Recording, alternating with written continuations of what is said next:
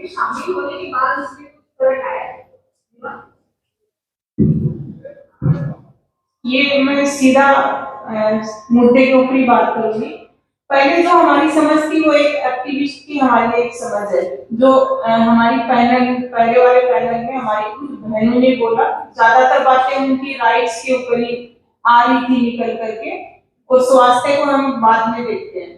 तो पहले हम लोग जब देख रहे थे उसको, तो हम काम के घर में छुट्टी मिल रही है क्या, वेतन पूरा मिला नहीं मिला, कोई महिला के साथ किसी तरह की हिंसा हो रही है क्या, तो हम उन मुद्दों के अंदर कूद करके और पूरा काम हम करते थे। तो वो एक प्राथमिकता से था। नमस्कार दोस्तों, मैं हूं कामनी, स्वागत करती हूं आपका अपने चैनल में। और अभी हम आपको दिल्ली के कॉन्स्टिट्यूशन क्लब में आपको लेकर आए हैं। हमारे साथ जागोरी जो संस्था है उसकी निदेशक महोदया हमारे साथ में जुड़ चुकी है।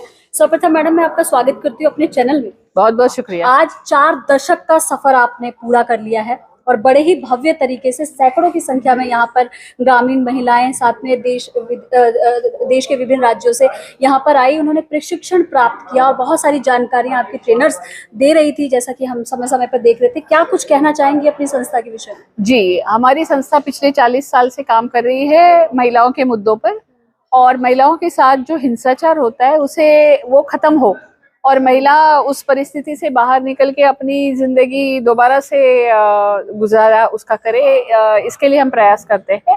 आज जो कार्यक्रम था वो हमने एक शोध प्रकल्प किया था, रिसर्च प्रोजेक्ट किया था, और वो था कि जो हमारी घरेलू महिला कामगार बहनें होती है, तो काम करते करते, घरेलू काम करते करते, कोई खाना पकाती है, कोई बर्तन कपड़े धोती है, झाड़ू पोछा करती है, ऊपर चढ़ के पंखे साफ करती है, तो ये सब काम रोजमर्रा का रोज कई घरों में जाके करती है। तो ये काम करने से उनके स्वास्थ्य पर क्या असर होता है और उसके लिए क्या सुविधा है, उसकी जिम्मेदारी किसकी है, क्योंकि कई बार ये काम करते करते किसी महिला को समझो वो काम तल रही है तो गर्म तेल से जल जाना या बिजली का शॉक लगना, हमारा वायरिंग घर में अच्छा नहीं होता है, हम ध्यान नहीं देते, हमारे यहाँ जो काम कर रही है उसको शॉक लग सकता है।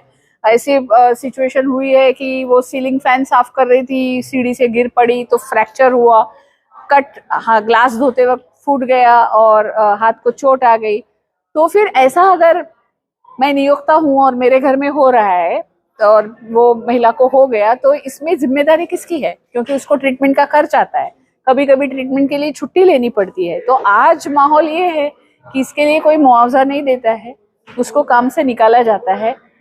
हमारे शोध प्रकल्प का एक सबसे बड़ा संशोधन ये आया कि कई घंटों तक वो खाती नहीं है, कई घंटों तक वो टॉयलेट नहीं जाती है, क्योंकि उनको अपने एम्प्लॉयर के घर में टॉयलेट में जाने के लिए मना किया जाता है।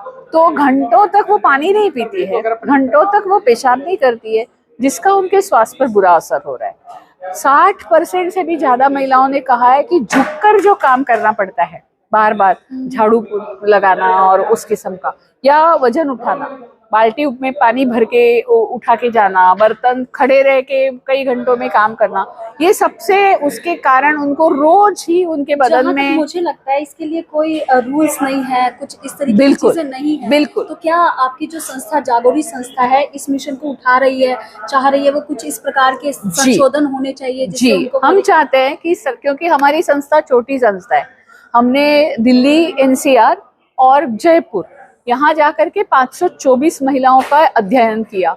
तो 524 भी वैसे देख इतना भी अभी तक इंडिया में किसी ने नहीं किया है, फिर भी हम मानते हैं कि 524 तो छोटा है, क्योंकि 5 करोड़ से ज्यादा हमारे देश में घरेलू कामगार है, सरकार के पास आंकड़े ही नहीं है।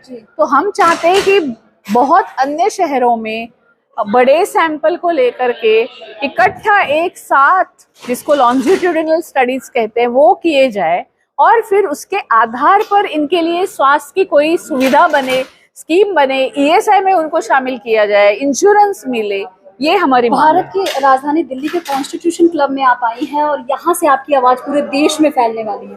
तो क्या कुछ संदेश रहेगा आपका देशवासियों के लिए, महिलाओं के लिए? महिलाओं के लिए मैं ये कहूंगी कि हम में से जो खुद कामकाजी महिलाएं हैं या कामकाजी नहीं भी है, जो घर में ही रह रही है, लेकिन जिनके घर में एक महिला घरेलू कामगार के रूप में काम कर रही है, तो हमें ज्यादा संवेदनशील होना चाहिए। वो हमारी टॉयलेट साफ करती है तो हमें मंजूर है, लेकिन वो टॉयलेट वो इस्तेमाल करे ये हमें मंजूर नहीं है, ये हमें छोड़ना चाहिए।